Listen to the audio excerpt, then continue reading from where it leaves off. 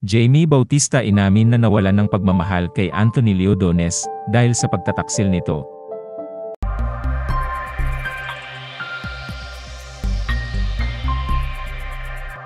Inanunsyo ng vlogger na si Jamie Bautista ang paghihiwalay nila ni Anthony Leodones pagkatapos ng 9 na taong relasyon. Sina Anthony Leodones at Jamie Bautista ay kabilang sa mga content creator na mayroong maraming followers at subscribers sa social media. Kinaaliwan sila sa kanilang mga spoof sa mga viral na mga videos sa social media. Sa kanyang Facebook post, hinarap ni Jamie ang milyon-milyong followers nila para ipaalam sa kanila ang mga challenges niya sa relasyon nila ni Anthony. Sa loob ng mahabang panahon, mabilis na nag-viral sa social media ang breakup ni Jamie kay Anthony, na sinabing hindi na niya kayang mahalin ang kanyang long-time boyfriend. Anya, ipinaglaban nila ang kanilang pagmamahalan pero napagtanto niyang hindi daw pwedeng puro pagmamahal lang at kailangan din nilang mag-grow. Sa kanyang post, ibinahagi ni Jamie na may isang insidente noon na nagpawala sa kanyang pagmamahal kay Anthony. Inamin ni Jamie na nawala na ang pagmamahal niya kay Anthony at humingi ng tawad sa pagtrato nito sa kanya. Matatanda ang binahagi ni na Anthony at Jamie ang ilan sa mga pinagdaanan nila sa isa sa kanilang vlog. Naikwento ni Anthony ang tungkol sa pag-amin niya ng kanyang kasalanan na kanyang nagawa noong 2017 pa na naging taksil siya habang nasa long-distance relationship pa sila. Taong 2021 lamang niya umano inamin ang kanyang pagkakamali, ngunit gusto niya umamin sa mga taong mahalaga kay Jamie. Naging emosyonal ito dahil sa kabila umano ng kanyang pag-amin ng pagkakamali niya, ay pinili ni Jamie na huwag siyang masira sa mga tao. Inamin ni Jamie na labis siyang nadismaya sa ginawang pagbubunyag ni Anthony. Pagkatapos ng kanyang pag-amin, nag-propose si Anthony kay Jamie na tinanggap pa rin ng huli sa kabila ng pag-amin ng kanyang kasintahan.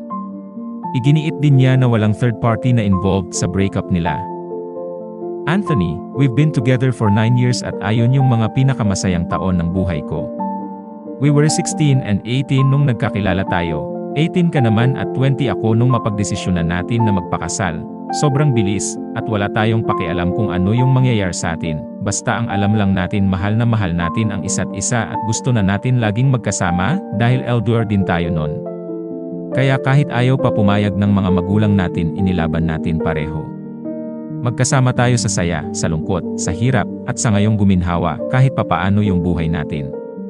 Marami tayong pagsubok na pinagdaanan, marami tayong inilaban, marami tayong natutunan sa bawat isa. Marami tayong natutunan sa buhay.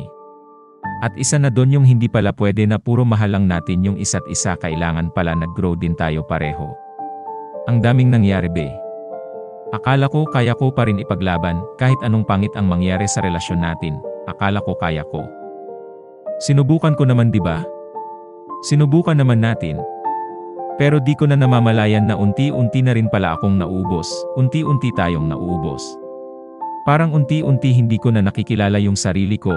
Aminado ako na nag-iba yung pakikitungo ko sa'yo, nag-iba yung ugali ko sa'yo, at alam kong nasasaktan na rin kita.